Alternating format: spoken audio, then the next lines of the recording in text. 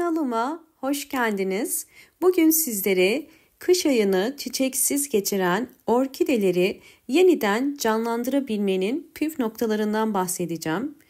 İlkbahara girmeden kış ayının son günlerinde orkideleri yeniden canlandırabilmek için yapmanız gereken bazı metotlar var. Orkidelerde hem çiçek dalı çıkarabilmesi hem de keiki çıkarabilmesi için bugün sizlere 3 farklı metot göstereceğim. Hemen birinci metodumuza geçmek istiyorum.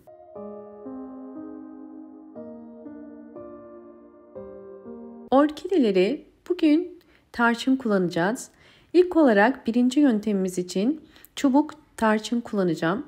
Hemen yakından gösteriyorum. Bu gördüğünüz tarçın kabukları orkide bakımında çok faydalı. Bunu ilk olarak nasıl kullanacağız? Hemen birinci metodumuza geçelim.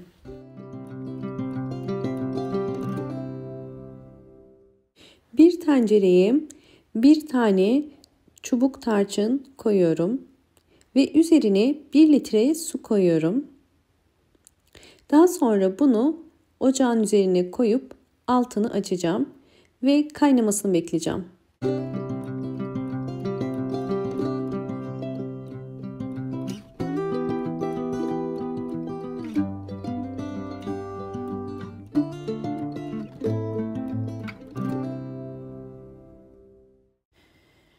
Kaynamaya başladı. 10 dakikadır kaynıyor. Sadece 10 dakika kaynatıyoruz ve şimdi ocaktan alıyorum ve bunu serin bir yerde bekleteceğim.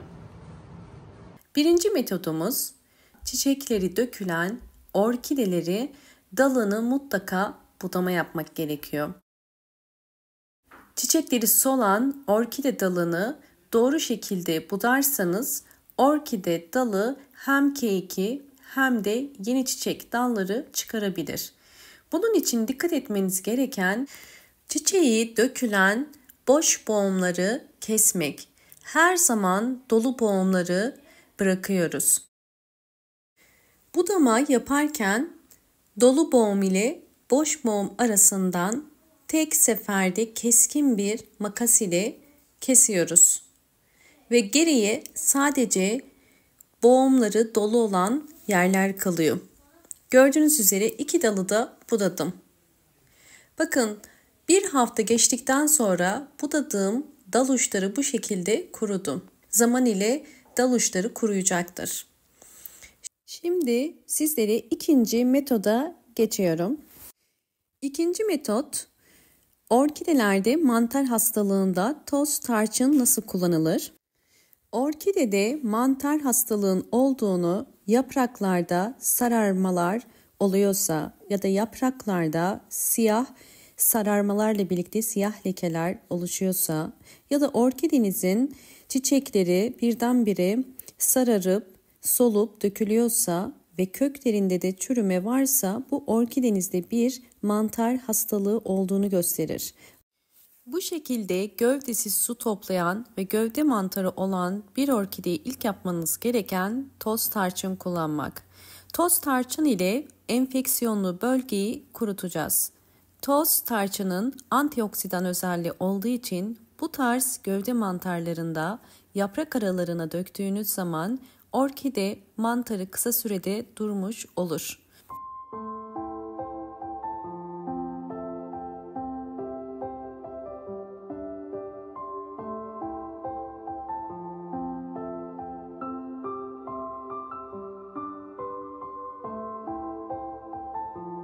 Üçüncü metot tüm yaprakları sararan orkide bakımı. Tüm yaprakları sararan orkide gövde mantarı çıkarmış demektir. Eğer ki sararma en dipten yani gövdenin içinden başlamışsa ve gövdenin iç kısmı bu şekilde siyahlaşmışsa bu gövdenin çürüdüğünü gösterir. Bu yaprakları kurtaramayız. Burada yapmanız gereken bunu gövdeden kesmek. Bakın yakından gözüktüğü üzere gövde kısmı tamamen çürümüş. Yani bu orkide yeniden yaprak çıkarmayacaktı. Bu yüzden bu orkidenin tüm yapraklarını kopardım. Bu orkidenin yeniden yeni bir keiki çıkarması mümkündür. Bu tarz orkideleri çöpe atmayın. Şimdi dalını da kestim Burada yapmanız gereken, bakın çürüyen gövde kısmına 1 çay kaşığı kadar toz tarçın döküyorum. Böylelikle bu enfeksiyonlu bölgenin kurumasını sağlayacağım ve bu orkidemiz yeniden keyik çıkaracaktır. Bunu bol güneş alan bir pencere kenarına koyabilirsiniz.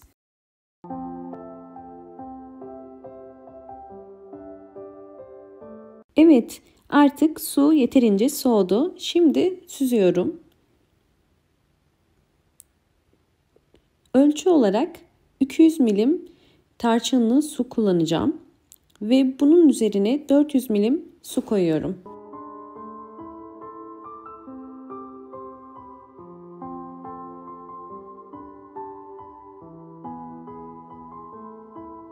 Şimdi orkide bakımında yine önemli 3. püf nokta, su vermeden önce köklere bakın. Eğer kökler bu şekilde gri ise su verin. Şimdi hazırlamış olduğumuz doğal gübremizi orkidelerime veriyorum. Her bir orkide saksısı için 5 yemek kaşığı vermeniz yeterli. Yine bakın, özellikle kökleri çok çürüyen ve kalmayan kökleri varsa bu tarz orkidelerde de mutlaka yine kullanmanızı tavsiye ederim. Çünkü saksı içerisindeki çürüklerin durmasına yardımcı olur. Tarçınlı su hem orkidenizi böceklerden ve hastalıklardan korur, hem de orkidelerinize gübre olarak bol bol yeni çiçek dalı çıkarmasını kolaylaştırır. Orkidelerde yaprak sararmaları, dal sararmaları varsa yine tarçınlı suyu tavsiye ederim. Bol bol yeni yapraklar ve canlı sert yapraklara sahip olmasına yardımcı olur.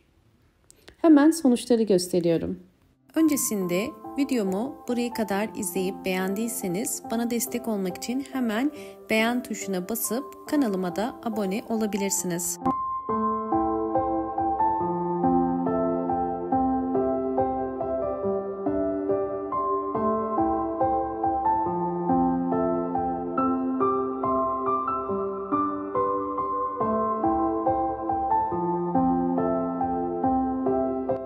Videonun başında beraber budadığımız orkidenin sonuçlarını gösteriyorum.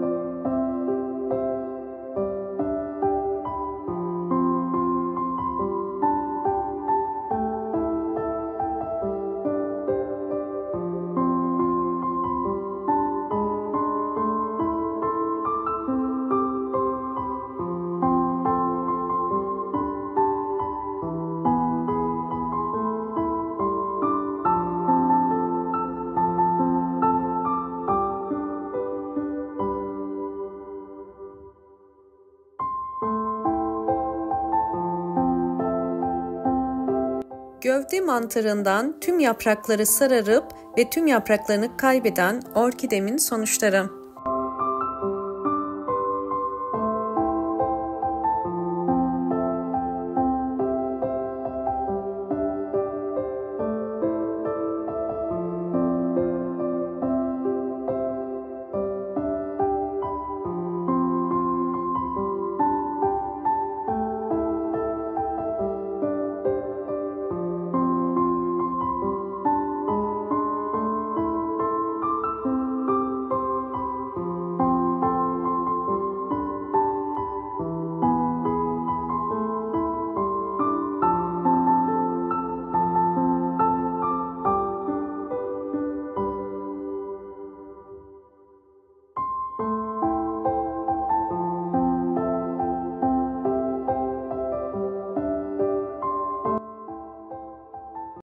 Bu yöntemde orkide yapraklarını dezenfekte edeceğiz. Tarçınlı su orkide yapraklarında oluşabilecek hastalık ve böcekleri de uzaklaştırır. Eğer orkidelerinizde yaprak hastalıkları varsa mutlaka tarçınlı suyu kullanın. Bu tarz sıvı bitki besinlerini düzenli olarak kullanmanız gerekiyor.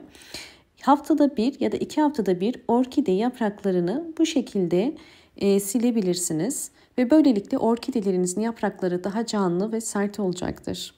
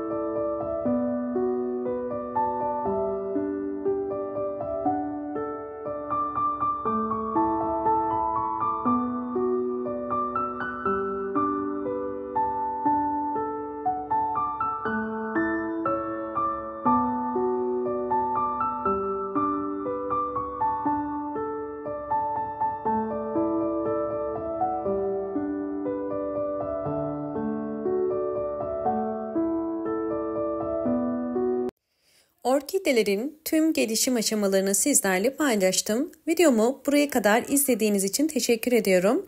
Videomu beğendiyseniz hemen beğen tuşuna basıp kanalıma da abone olursanız eğer çok mutlu olurum. Hoşça kalın, sağlıkla kalın.